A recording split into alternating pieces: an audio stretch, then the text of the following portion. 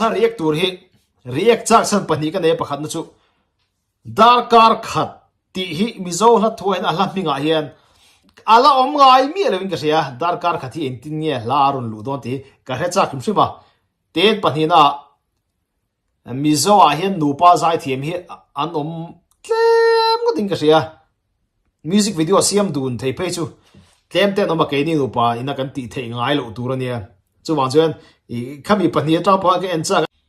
tin du khoi sa tam boka darkar khat kan lut phaya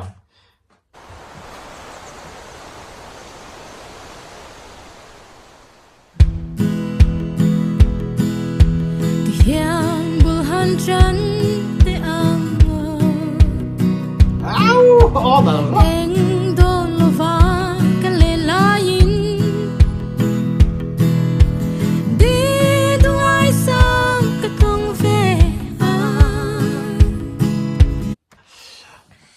nu zai ke ma bi ga chu ka hriat voi khatna ani ka lagai thami alawa a on niam lam kha moi tup ka tia ron phone der te tina mul cher ang chi de kha amara chu asang la kha na beu ma ve doin ka ria tin reng ma se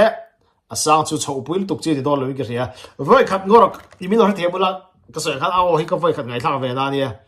I voi khat ka ngai thale zuayang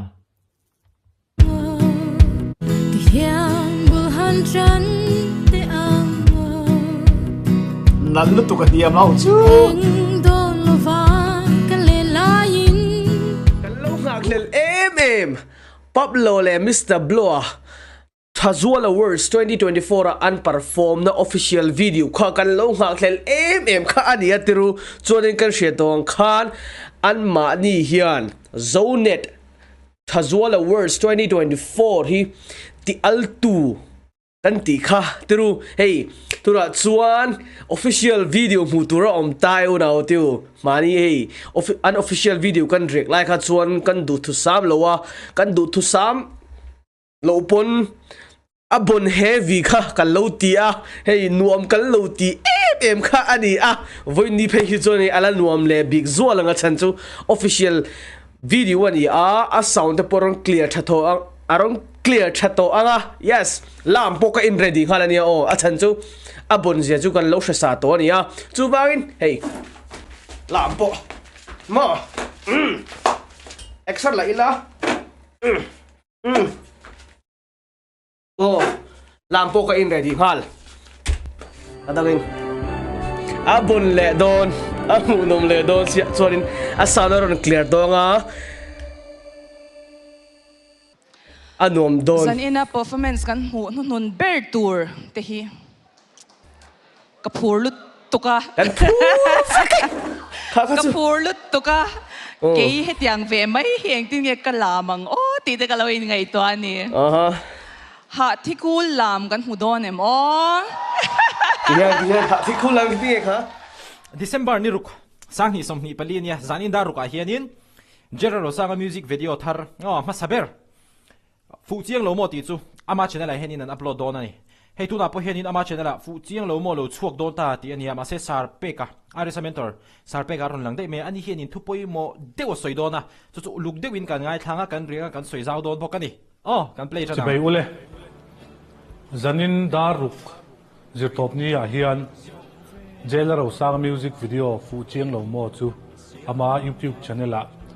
kan upload dona ena chak om to khap mai he thil chamo ka ngak hlel to ni ke phe chani ke en chak to lo tu mi puite ngen du cheu kan neya khongai in he music video hi daka somni pali kan upload changa atlin ma chu abikin YouTube barte nin tu ek saklo sham turin kan ngen chewa hi poimo top ki tenga mi ron ngen na ki mo za om takin min ngen ani za om takin min ngen trong kam tha le moi nai takin min ngen chu wa chonin ngai poimo angai ka tia YouTube channel nei hetenga reaction te chu in shet vekha endpoint en mai thei ka react te po hin lo en mai thei ni tikhi apoimo ka ti khop mai chu wa chonin an ngen na khi